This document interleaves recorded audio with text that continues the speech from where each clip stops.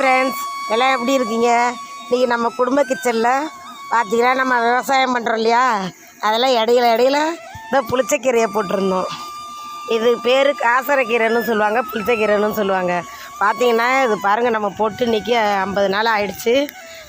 அந்த இது போட்டால் அன்றைக்கி 50 நாள் கூட இல்லை, 48 நாள் ஆகுது. இது நம்ம புளிச்சக்கீரையை போட்டு பார்த்திங்கன்னா நம்ம இன்றைக்கி தான் ஃபஸ்ட் டைம் பறிக்கிறோம். எப்படி செம்மையாக இருக்குது பாருங்கள். இது சொல்கிறாங்க, இது இடையில போடும்போது நம்ம மல்லாட்டை போடுறோம் இல்லையா, வேர்க்கடலை போடும்போது இதை இடையில போட்டால் பூச்சி பிடிக்காது அதிகமாக அப்படின்னு சொல்கிறாங்க. அது என்னான்னு தெரில, அது நிஜமாக உண்மையாக இருக்குமா பொய்யா இருக்குமான்னு சொல்லி.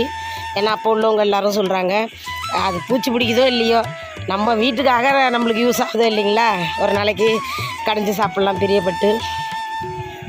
பார்த்திங்கன்னா இன்றைக்கி நம்ம வீட்டுக்காக புளிச்சக்கீரை பாருங்கள் வயற்கொடியில் பறிக்கிறேன். வீட்டுக்கு கொஞ்சமாக பாக்கிய நம்ம வீட்டுக்கு தேவைப்பட்டதை மீதி எடுத்து விற்றுடலாம்.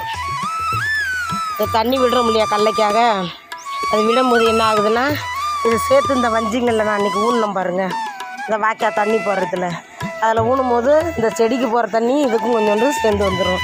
இதுக்காக நம்ம ஒன்றும் தண்ணி பாச போகிறதில்ல. இது நம்மளுக்கு இது கூடவே ஊடு பயிர் மாதிரி, இது கடலை கூட நம்மளுக்கு இது ஒரு ஊடு பயிர் நம்மளுக்கு. ஏன்னா இது ஃபுல்லாக நம்ம இதுலேருந்து நீட்டாக இருக்குது பாருங்கள். இந்த வஞ்சிங்க பூராவுமே புளிச்சக்கீரையை தாங்க நம்ம வச்சுருக்குறோம், கழிச்சு வச்சுருக்குறோம் பாருங்கள். பார்த்தீங்க, இதுக்கு தண்ணி நம்ம தனியாக பாசறதில்லை, இதுக்காக மிளகுட்டு எதுவும் செய்கிறதில்ல, இதுக்காக மருந்து நம்ம போட போகிறதில்ல. இது நம்ம விதையை மட்டும் ஊன்றோம், தண்ணி மட்டும் கொடுக்குறோம், அவ்வளோதான் அந்த செடிக்கு. அதுவே தானே நம்மளுக்கு பாருங்கள் தாழ கொடுத்துருக்கு பாருங்கள்.